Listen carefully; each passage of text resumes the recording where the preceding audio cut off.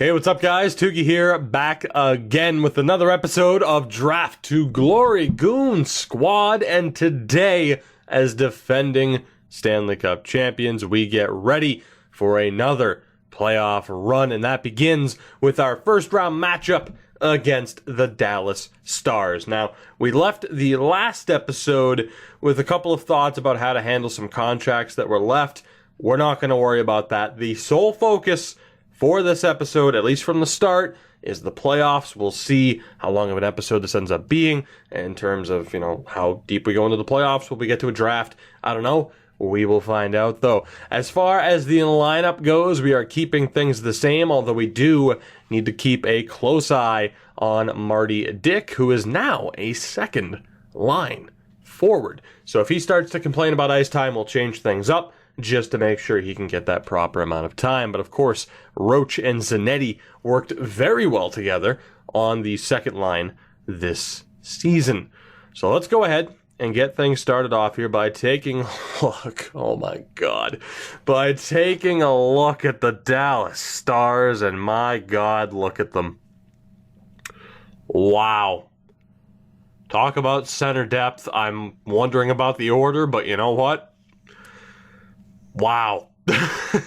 Okay, this is going to be fun. First line is former first overall pick Kirk Pusher. Okay. He's going to rip us to shreds. He is going to rip us to shreds. He is centered by Alexander Texier. Texier. I imagine it's not Texier. By Alexander Tish. I'm going with I'm going with Al. Al is their first line center, and Michel Turgeon, a former 40th overall pick, a second round selection in 2021, and that is a hell of a steal for them. He's a power forward as well, so we clearly missed out on him back in the day. Terry Sweat is on the second line with Jesus Boys. Oh my God. Or maybe it's Jesus Bois. Jesus Boys, that is one of the best names. I mean, I've seen Lee, I've seen Paul as computer-generated names. Jesus Boys, I think that's the Hall of Fame headliner right there. That is the Gretzky of AI-generated names. Above Tiny Dick and whatever else, Tiny Wang, Jesus Boys stands alone. Dustin Stewart is the final member of that second line. And look at the picks they had. Third overall there.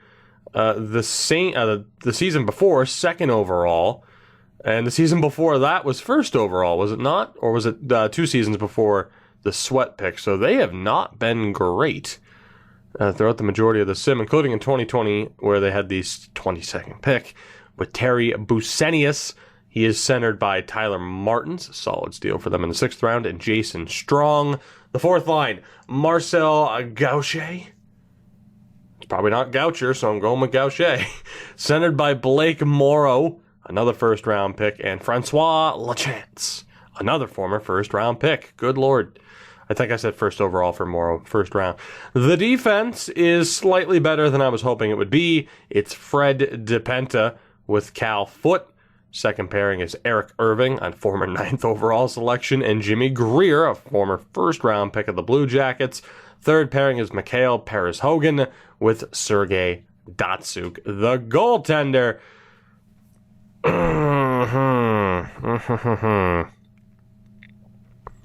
What the hell are we supposed to do against this team? Remember when I mentioned?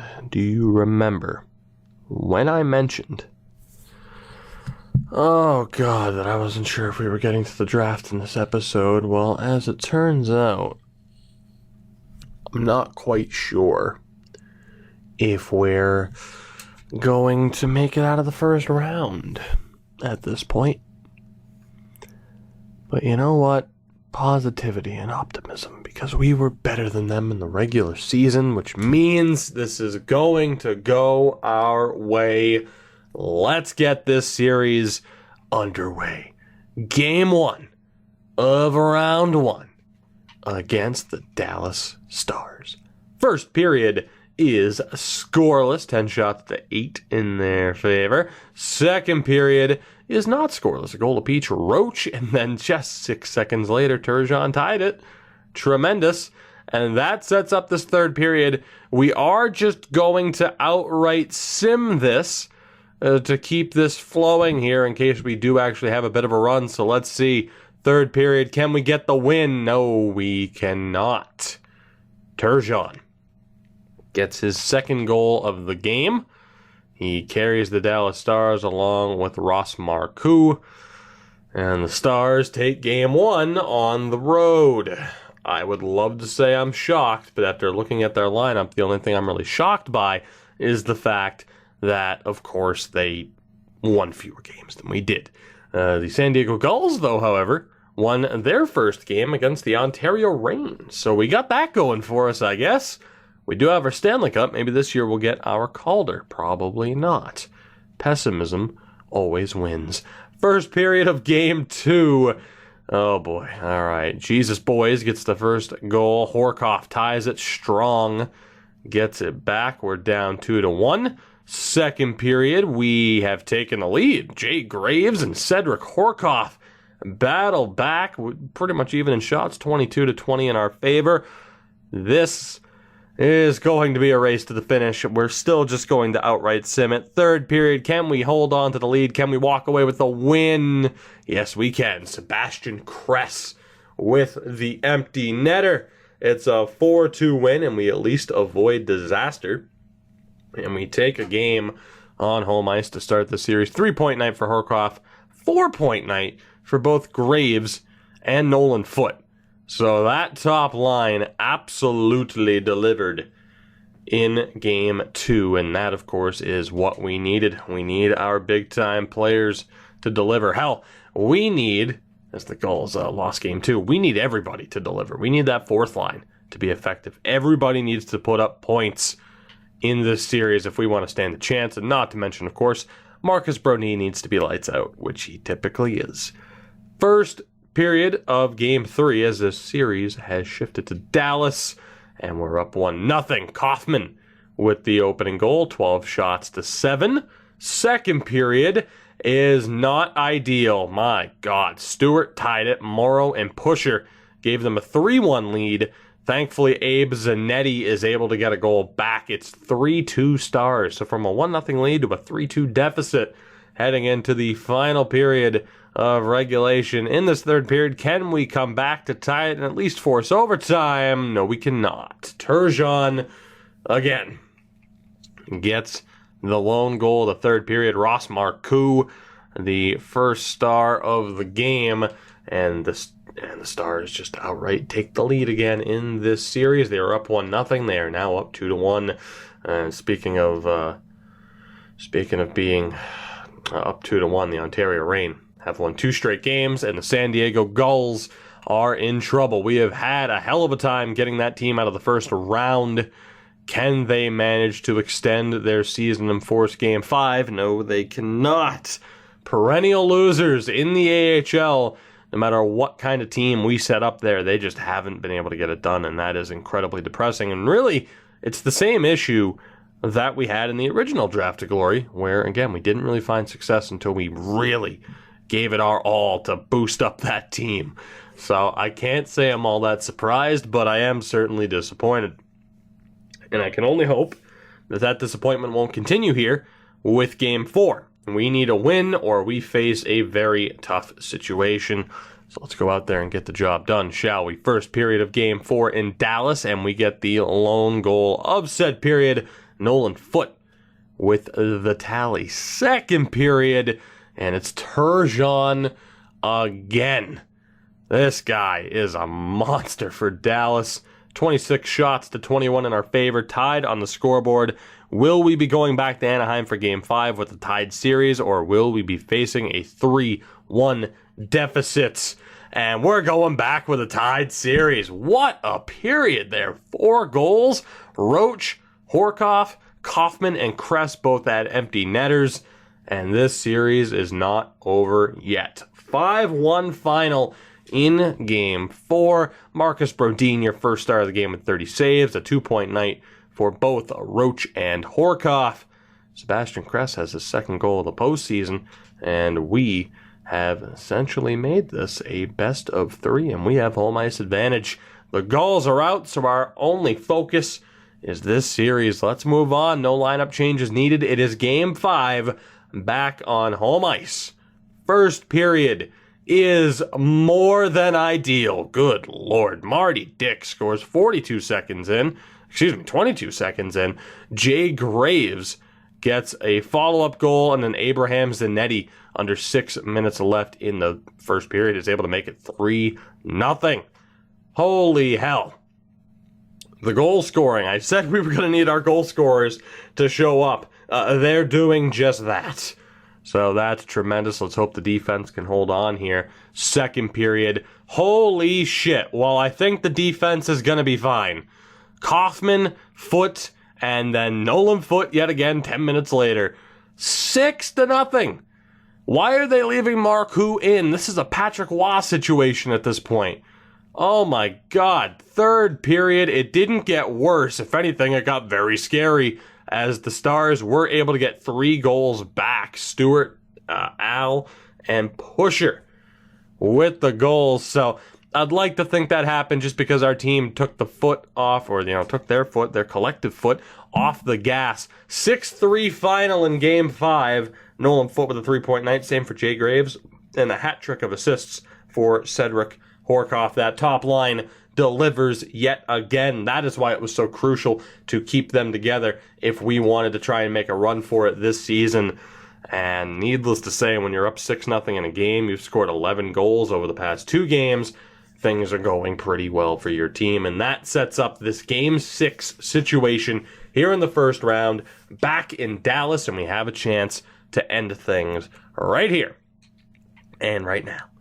First period of Game 6, and while we did get the opening goal, Boys and LeChance are able to get the goals back. So it's a 2-1 lead for the Stars, 2 goals on 9 shots. Not ideal from Brodin, although you see where they shot from. I can't really blame them. I can't really blame him, especially. Second period, that's not ideal. Stewart gets the goal back. That sets up this third period. We are just going to sim it. Can we come back and force overtime, or will there be a Game 7 in Anaheim? Let's find out. Third period is scoreless. The Dallas Stars strike back in Game 6. Ross Marcoux with the 31 save performance, and that has led to this moment.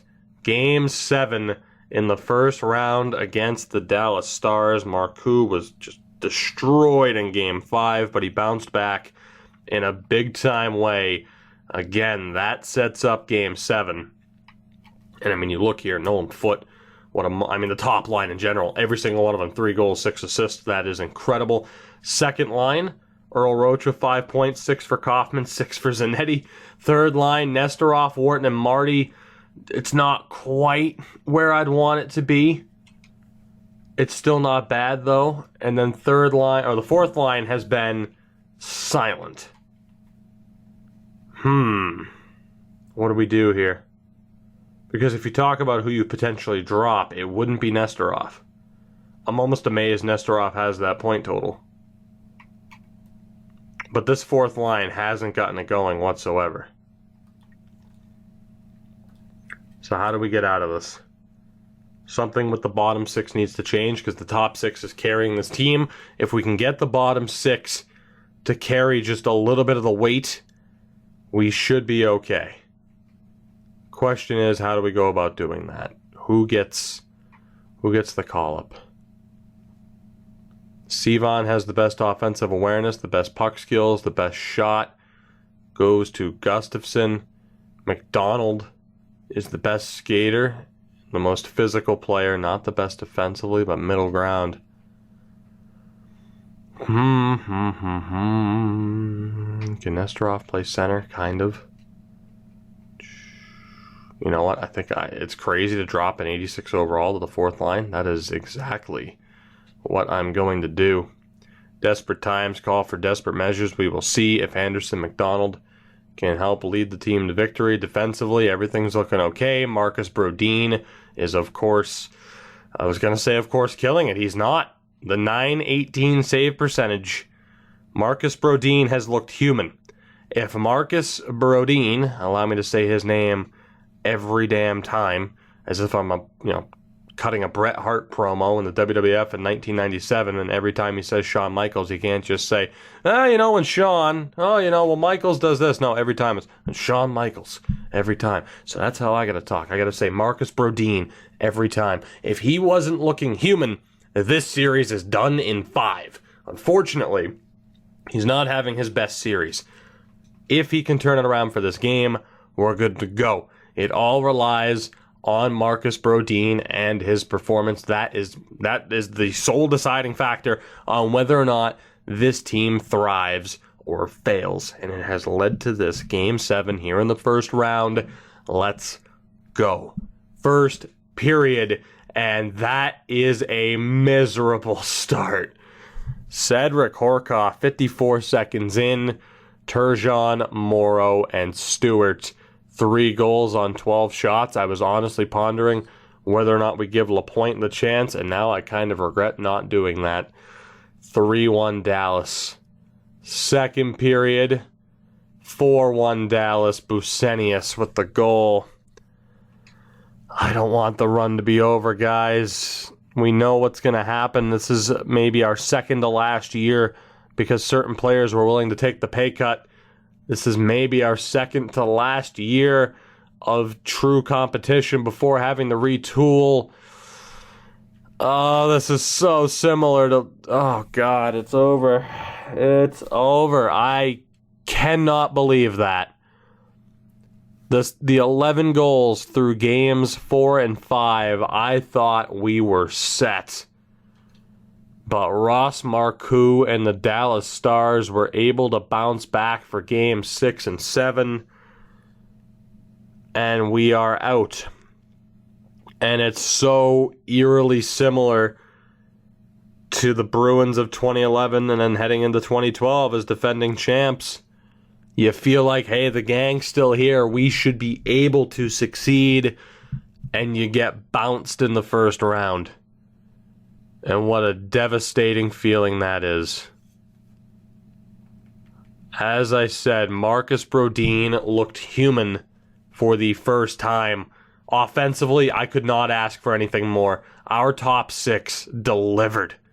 No doubt about it. The bottom 6...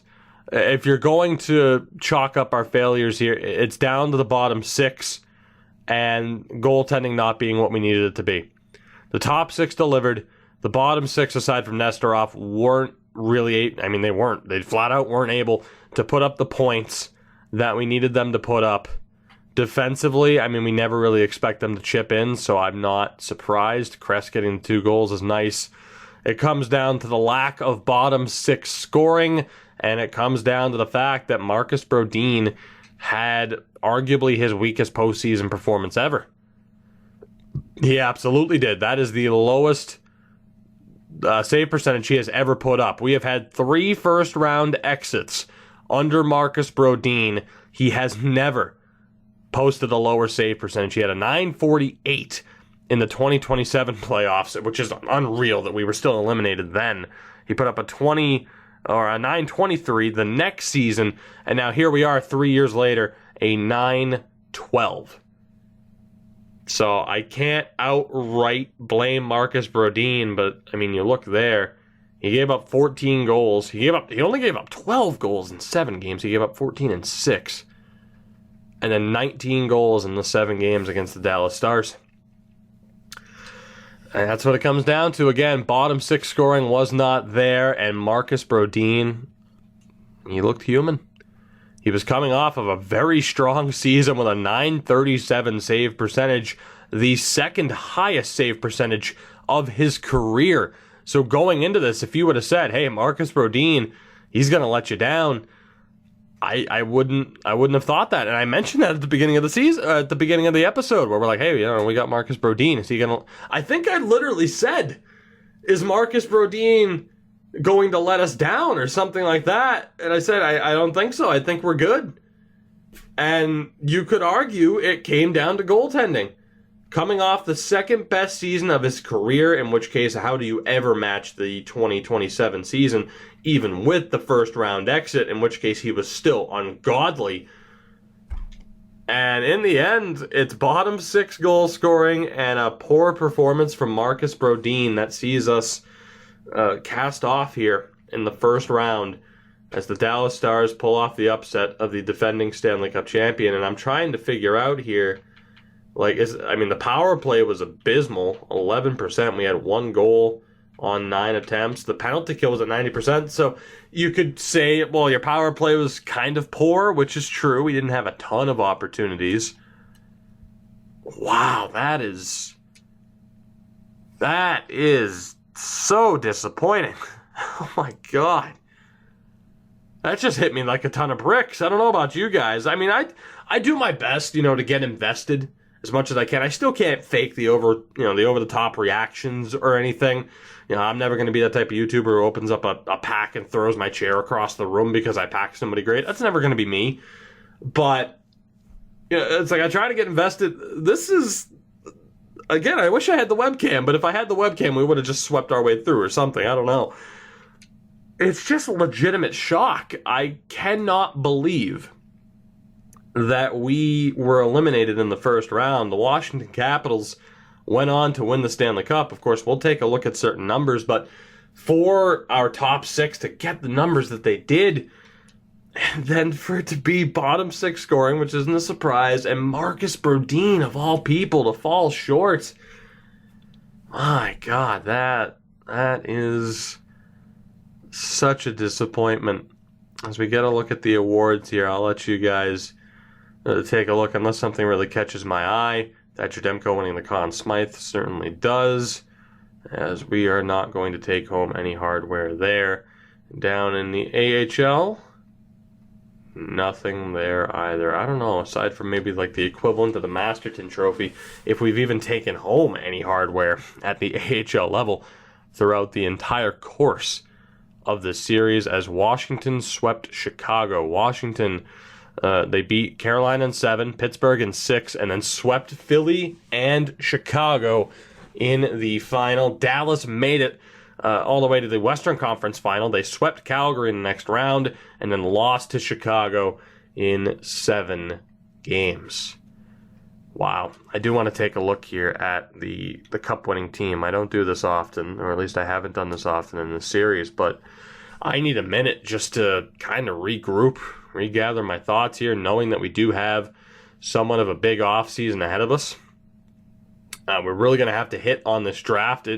It's more important now than it's perhaps, or not than it's ever been, but if we want to be competitive, needless to say, I have to deliver here. We need to find success in this draft because we are approaching that time where we thought we were hitting that wall now of having to get rid of a ton of people.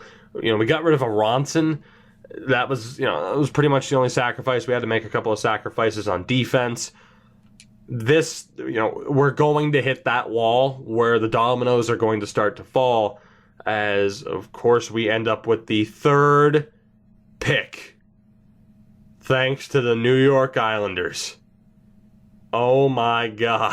I forgot all about that pick. For the hardcore side of things, I'm kind of like, man, it should have been a 7th, but I have to admit, given the first round exit and knowing what's ahead of us, I will not complain about ending up with the 3rd overall pick thanks to the New York Islanders. I completely forgot about that selection. Otherwise, I would have paid attention to the Islanders throughout the entire sim. So that is a tremendous surprise. As talking about how I need to hit on this draft, well, there is a gift from the EA gods. We get a top 3 selection, and hopefully we can find somewhat of a game changer, as the Islanders finish dead last in the Metro. Were they last in the league? You know what? We actually got their pick. They were dead last in the league. That is unreal. We were unlucky to not get the number 1 overall pick. Are you kidding me? Let's take a look at their team from this past season. I am intrigued. Because you got to remember, they had these guys like Nichols. They still had Draisaitl. D'Agostini's a monster. What the hell? I can't believe they did. Oh, maybe. I mean, they do have Trent Chelios. He only had... Wow! What the hell happened to Trent Chelios? Down to a 76. That is a morale issue if I've ever seen one. 20 points down to a 76. I feel so bad. We let go of him.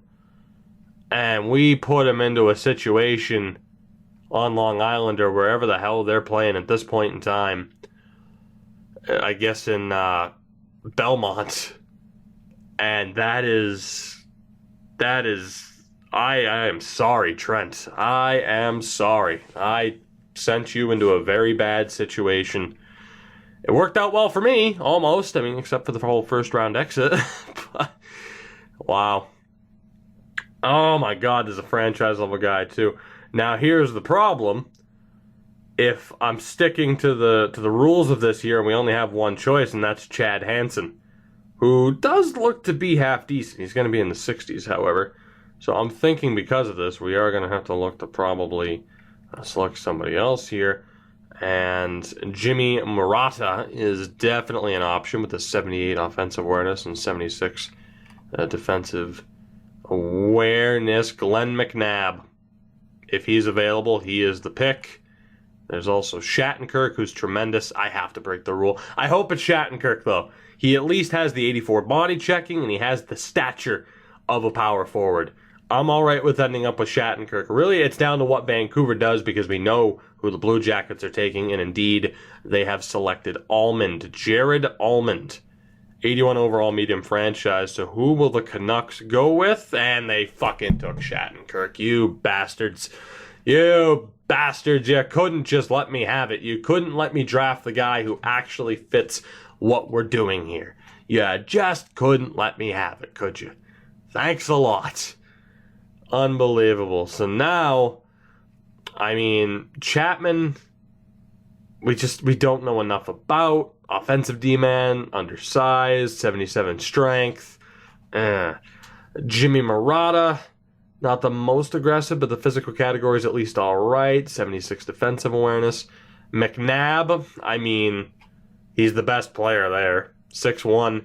He does have 80 body checking, though. He does. So if I set him up as a power forward, we'll see what happens. Now, the reason why, and I've talked about this before, when it comes to not staying completely within the rules that I set for this series as far as only drafting power forwards is, of course, because you can end up drafting a sniper and they won't develop at all shooting-wise and they'll turn into a two-way.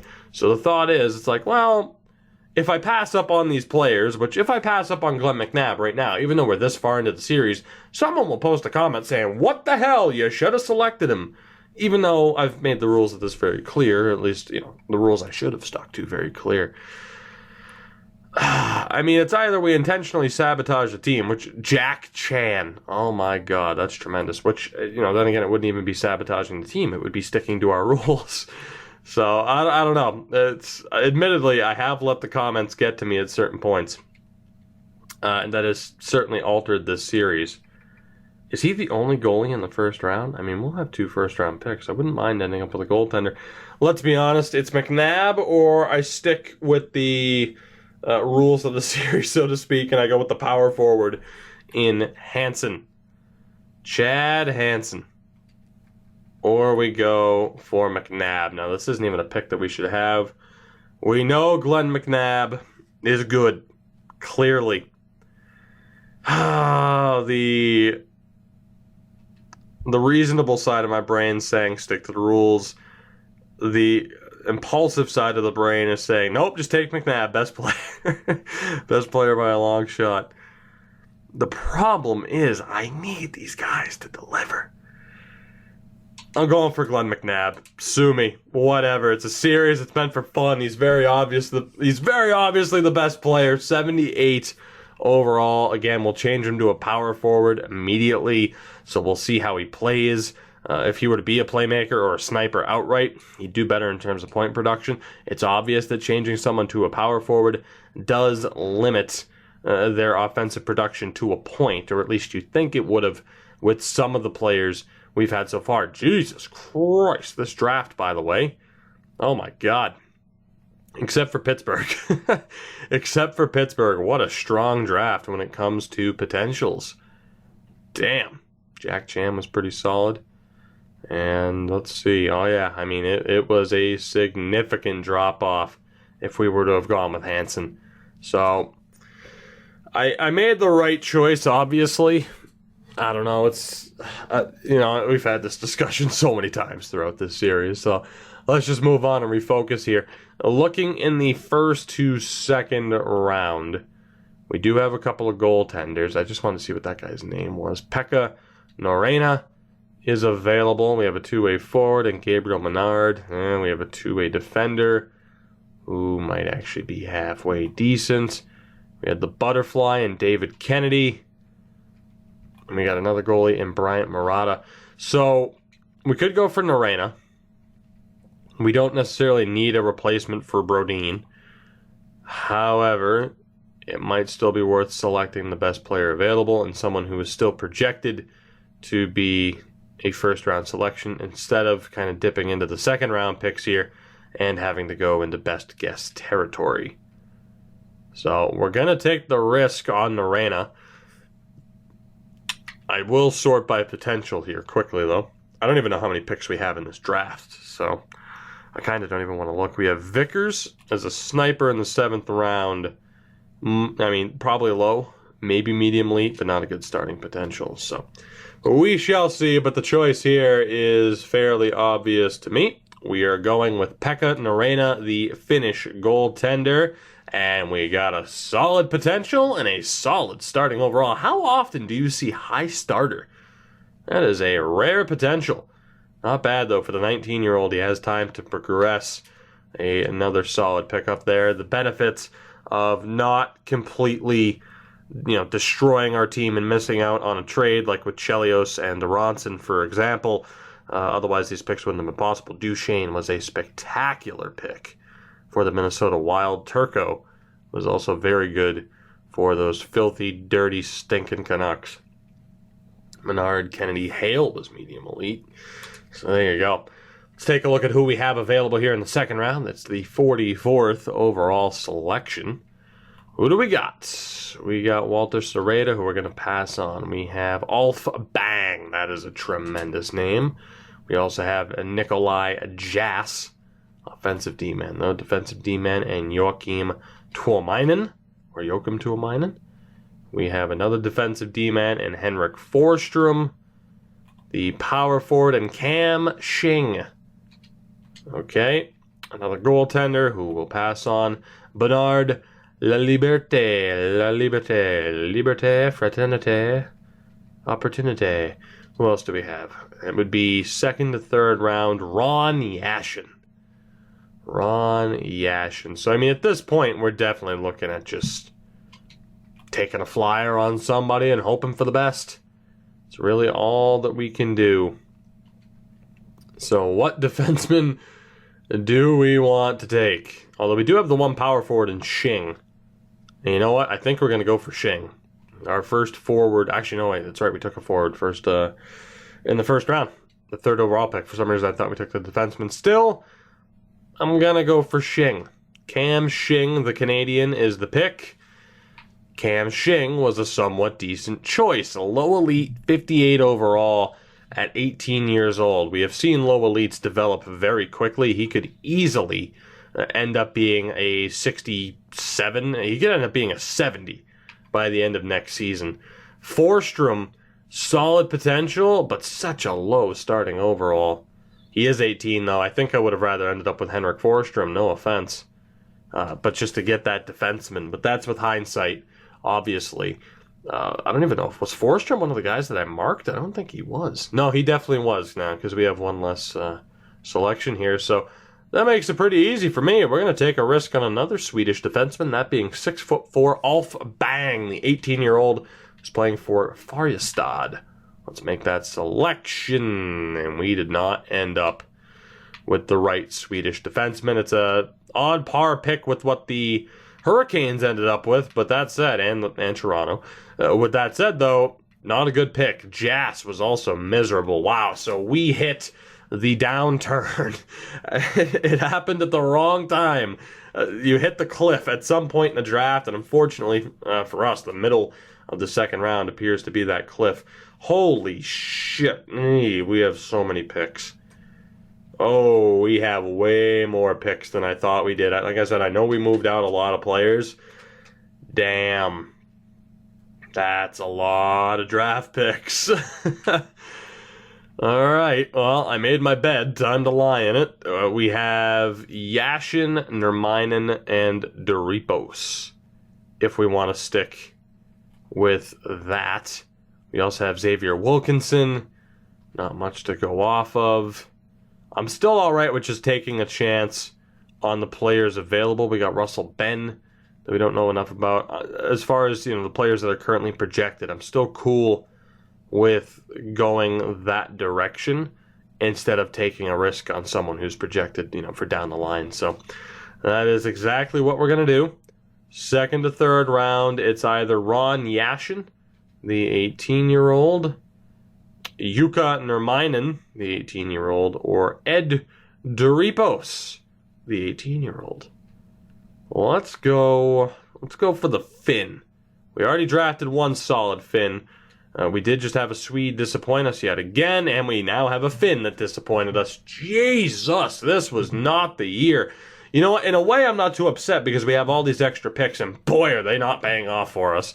The top of the draft, though, was pretty efficient for us, but god damn, this is rough. This is a rough go for us right now. Let's take a look here at who else. That grinder is definitely an option. We also have Gerard Schneider. So let's look at who we have here. We'll just take the risk. We'll try to...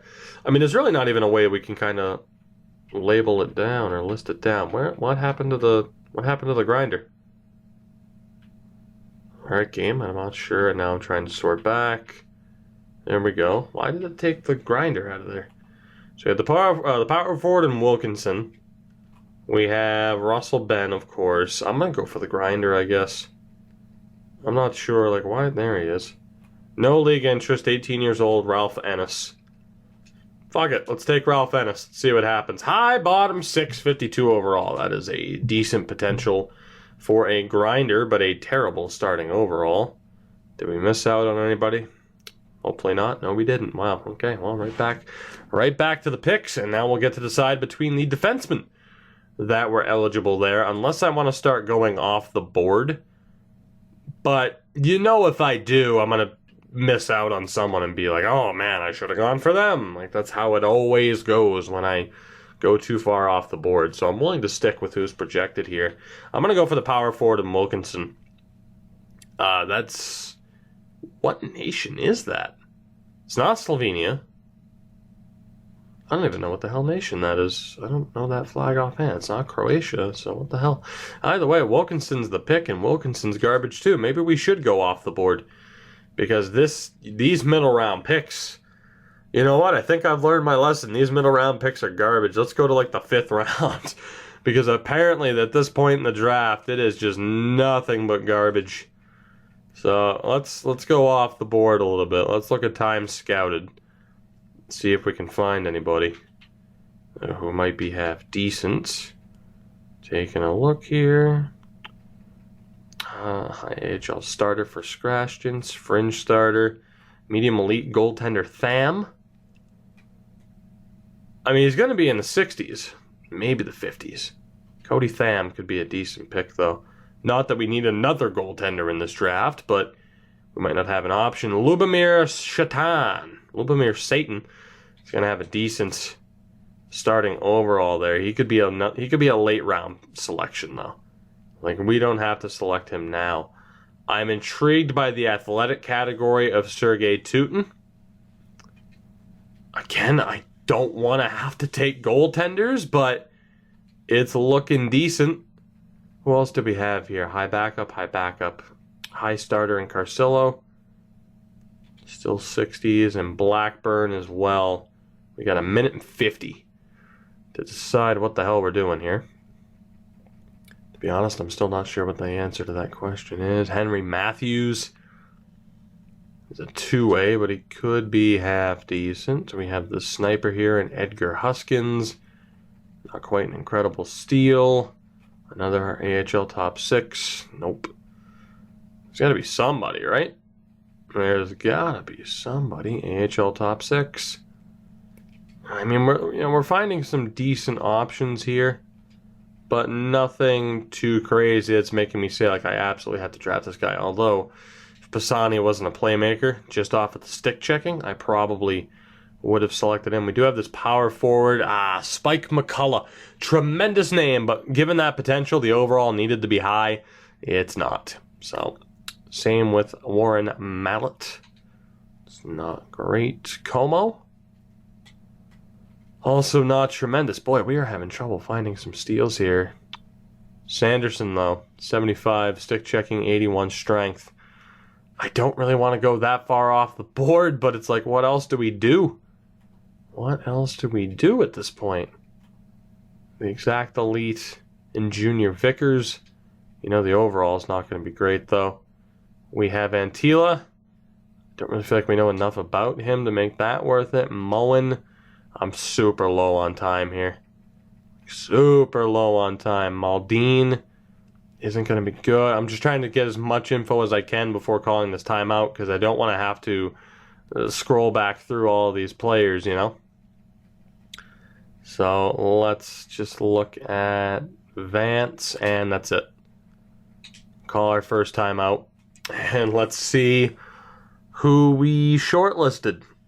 And if that's a better option or a better alternative to just going with who we selected. I mean, especially too. Yeah, see, they're all projected to go so much later in the draft, and we know that we have a lot of picks. So I'm going to scout this out again by time sorted. We might as well do our due diligence here and get as much information as we possibly can. I want to take a look at all the players that are projected here. That we've scouted out 3 times. That's kind of the number to go off of. I looked at Stairback and Hunter. Let's see. Vance is where we stopped. Playmaker, though. Wang? Ralph Wang, not going to have the highest starting overall there. Dwight Ben-Dahan. Potentially up to an 83 in stick checking, projected for the 5th to 6th round. He'd be a slightly early pick, but not a bad one. We have Forstrom, the Grinder. That's a tough sell. What about Rockos? Still a tough sell. Okay. Is there, like, I'm a little bit disappointed. There hasn't been that one player where I'm like, yes, this is the guy right here. And really, that's a shame. We do have this Enforcer. Not looking too good. Just a bunch of random top 6s. We have this Grinder and Dmitry Nabokov. What else do we have here? Defensive D-man and Johnny Wozniewski. Not quite. A couple of two-ways. Another defensive D-man and Cooperman. Power forward and Komisarek. 74 slap shot power. Yikes. Anybody else here? Defensive D-man Crawford. No, not there. Winkler. 77 shot blocking, 70 passing. Like, that's so little to go off of. He is projected to be undrafted, though. It's someone we could look at later. Yeah, all right. Well, at least we did a little bit of research. We know there are some players that we should pay attention to later on in this draft. As far as who we pick now, I'm just going to go for Ben. Let's just go for Russell Ben and hope he's not another medium 7th or worse. He was medium 7th. Okay, well. All right, I learned my lesson. Screw it. Let's go off the board. Screw it. Let's go off the board. Who is the first guy here? Of course, we looked at Kemp before. Who is the first player? We're going to look for the specific player types only. The first guy to really take a risk on. 20 years old, low league interest, 4th to 5th round. Let's go for it. We've already failed on one Finnish defenseman. He's decent. He was 19 though, right? Or was he 20? Oh, he was 20. It's a bang average pick, and that overall is a little bit lower than what I'd like it to be. So that's unfortunate. This draft started off promising with the first 3 picks, and since then, we have struggled a little bit. We do have Christian Lindholm, 17 years old with no league interest. I think Lindholm might be the pick here, to be honest. It's defensive D-man and Jose Zanin. It's not really good. I'd rather go with Lindholm. We have Jesse Bauk. Bauk. Bom, bom. David Emerson. 20 years old, high league interest. That brings us into the 5th round. Well, we have a winner. We have continually struck out on Swedish and Finnish players, but we're going with another Swede, 17 years old, no league interest. We're going to hope for the best. Low top 4, 54 overall. Is that going to be good enough to eventually make our lineup? Probably not. But it is somebody who could potentially... Oh, wow, Emerson. Jesus, 72 overall, medium top 9. I missed on that one. How old was he? Shit, I hit Zanin's name instead. I didn't think he was going to be good. He is 20. That would have been someone who absolutely would have pushed for a 4th line spot. So that was kind of that one good find for us that was still available at the time. Yeah, hey, I can admit, I flat out missed out on him. That was a damn shame. Who else do we have here? We do have Ben DeHaan at this point. We also have Trevor Muzzin. I did mark Ben DeHaan for good reasons, so he might be who we go with. We also had the power forward and Marcel Lamoureux. 75 agility. We do have Vickers as well. I mean, I know it's exact elite. I got a feeling it's going to be low elite. Francois Paille, we know nothing about. Ethan Celios, we know nothing about. Cam McCann. Jesus, what a name.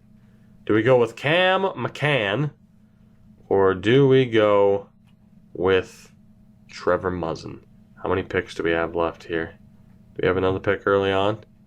It is one or the other, McCann or Muzzin. And I'm going to go with McCann. Great name. I'm going to hope I'm making the right choice here because Muzzin has a decent chance to succeed. But you never quite know. We're going to go for the Austrian, Cam McCann. 20 years old, no league interest. Will it pay off? 63 overall. Not quite. The question is, Lamoureux wasn't that solid. Vickers was low elite, 56 overall. Celios wasn't that great. Where is he? Can he please show up? I have to go all the way. He might still be on the board. There's no way. Shit, he's still on the board. Well, we're going to get both. I mean, McCann wasn't that great of a pick. It's kind of a scary thought that Ben DeHaan and Muzzin are still on the board. I'm going to go... I completely forgot about Ben DeHaan. I'm going to go for him because I got a feeling the starting overall is going to at least be halfway decent. I hope. But then again, the only thing that's great there is the stick checking. You know what? I'm actually going to avoid him. So we have Muzzin. And then we could go for Tham. When's our next pick after this? Yeah, we're going to go for Muzzin. I have a feeling, like Tham's going to be a decent goaltender. But we've already taken a goalie in this draft, and I don't really want to waste a pick on another one where he's not quite a guarantee. You watch, he'll be franchise or whatever. So we're going to unmark him as well. We are going to go with Muzzin here. We're going to hope for the best. Medium 7th again. Jesus. First round exit, and I am swinging and missing. I have joked about this before when people have brought up, like particularly because I'm recording this the same day I put up the update video in terms of like, hey, the Hartford franchise voting is up for the Hall of Fame. And I was looking at the comments there, and people are like, boy, storybook ending there. You must script this. And it's like, this is one of those episodes where, you know, if I did script what I do, this episode would never see the light of day, and I'd never make reference to it because it was such a disappointing exit in the first round. And now this draft has been fairly disappointing as well. I'm going to go for Darcy Sanderson here. Chatham will definitely be another pick. Low top 6, 59 overall is a grinder. Way to go, Sanderson. The overall is lower than I expected. At least he's 19 and not 20. It's not a bad pick at all. And that brings us to our final selection. I hope Chatan's still on the board. He should be. Ooh, low elite Kapitanov. Solid pickup there. Hedican, another low elite. Okay, I don't want to look anymore. In what has been a very disappointing draft for us. We are at the end here. As we'll just take a look one more time at the final options. Although I think we're pretty much decided on who we're going for here. 75 offensive awareness for Tyupkin. It's pretty much down to him, isn't it? As the options. I mean, if we're looking at who we could potentially draft here, we have 2 options for this final pick. It's just a shame that we've had so many of these extra picks and we haven't really been able to capitalize on it. Do we go for Michael Tyupkin? Tyupkin? Let's go with Tyupkin, the Slovakian. Or do we go with Lubomir Shatan? And I'm going to go for Shatan and hopefully not regret it. I regret it. 64 overall, which is lower than what I expected, and the potential was rough. I didn't get a chance to see Tyupkin there. I think he was medium top 9, actually. I got a quick look at it. This is going to go down as one of the most disappointing episodes I think we've had in this series. God damn, from the first round playoff exit to that just absolutely miserable draft. And as we get a look here at the re-sign phase, just because I kind of want to take a look at the overwhelming, the landscape here of our franchises. We only have $8 million to spend. There's a chance we could lose some players here. The goaltending situation, we'll see who makes it. Like, I need to sign Isbister, which isn't a big deal. That's his entry-level deal. That'll be our 5th goalie signed. Defense, we got to look to bring back Burnett, but it's like you look at the unsigned players here. That's miserable. Like that, none of those guys are worth keeping. None of those players are worth keeping except for Lindholm, and we'll leave him unsigned for 2 years to see if he progresses. Everybody else, they're gone. They're going to be recycled. We missed on so many picks. And you look at the forwards, McNabb is solid, obviously. Sanderson, Shing, Polasek is still there. It's looking a little bit better for forwards. But in terms of defensive prospects in the system right now, holy shit, did we miss. It's a good thing that our defense is as strong as it currently is, not to mention we have prospects like Nestorov. Cullimore, I don't think will take the next step. We still have Afanasenkov. So that's good. If there was a time to miss out on defensive prospects, now would probably be the time, given, of course, that we just had an absolutely horrific draft. But like I said, we were able to postpone, thanks to some solid bit of negotiating and a lot of luck, we were able to postpone us hitting that wall and not really suffering major losses. That will happen next season. So we're kind of in that similar spot with how do we set up the team? Do we go for it next year? Or do we maybe look to move away some pieces now in preparation for that? I still think that's going to happen based on some player progression. Of course, we're still dealing with the morale system as well because of my idiotic mistake. We'll see. We shall see. But the option is definitely there to be competitive heading into next season. I'm intrigued to see, and that's actually the one thing I forgot to look at. I forgot to look at our player progression. I looked at literally everything else. That's the one thing I'm really intrigued by, is to see just how much some players progress. Will Marty Dick improve beyond the 87 overall he's currently showing up at? For example, as he is a legitimate 87 at the moment, and that could change heading into the preseason. Nesterov's an 82. You have Roach at an 80, Sivon's an 80, Brooks is an 80, so the backup goaltending situation is going to be something else. Nesterov also improved a bit. And whether or not some of these other guys actually developed, Defensenkov's a 72, Alos improved, Pandolfo, Layunin improved, but still he's not at the point where I want to keep him.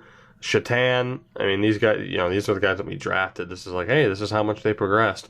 So it's like, if we took Valeri Tulipov when he was 18 years old, he would have been a very rough pick. So it just kind of goes to show how that works out. But we are pretty much good to go. The same question remains as we head into that next season. As far as, do we try to go for it again? I think we kind of have to after just that disappointment.